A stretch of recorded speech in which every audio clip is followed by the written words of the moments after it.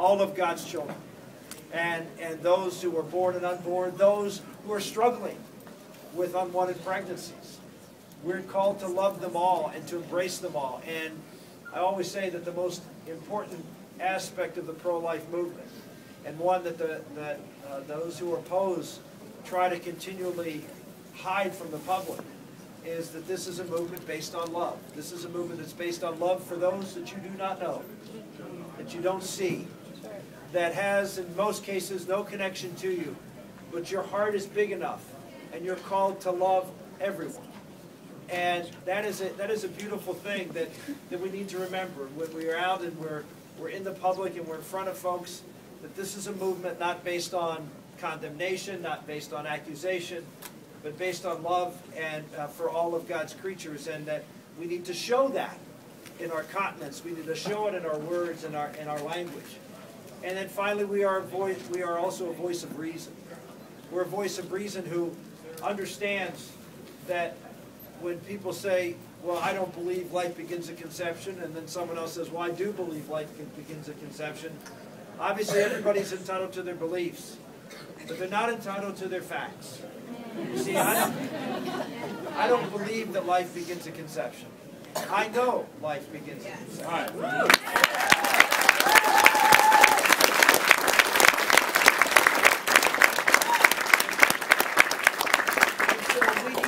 And to lay out the facts.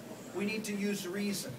We need to go out and challenge the left, which is constantly telling the public that conservatives are anti-science.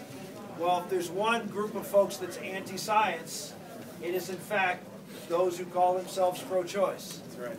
Because the choice that they're choosing is to kill an innocent human life without question, an innocent human being. And that is a choice that should not be so cavalier that we have 1.2 million of them every year in America. When I hear the left and the pro-choice folks say abortion should be rare, oh really? 1.2 million, almost 25% of all children conceived in America. That's not rare by any stretch of the imagination. And of course, they don't want to do anything to try to make it, in fact, rare. In fact, they fight every attempt to give women informed consent, to give women the opportunity to make the choices that in any healthcare procedure they would demand other than this one. And so we need to go out and use reason, use facts, use love and compassion.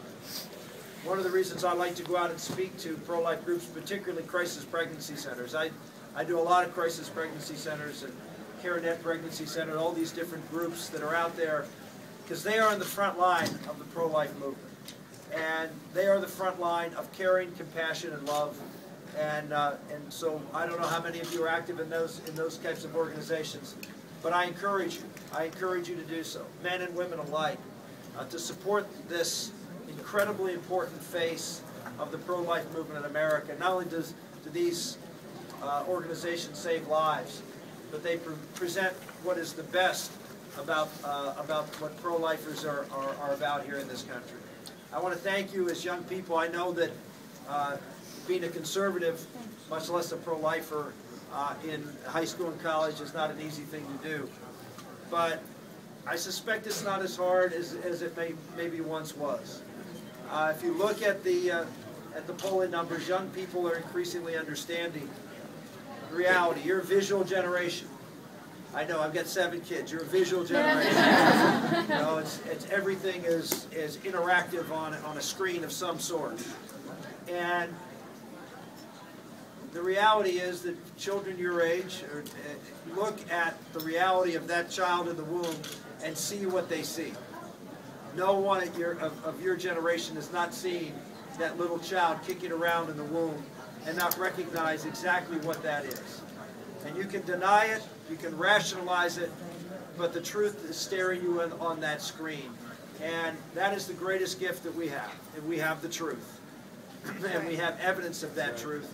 And you keep standing for the truth, not just when it comes to life, but for all of God's truth and the truth that made this country great. Thank you all very much.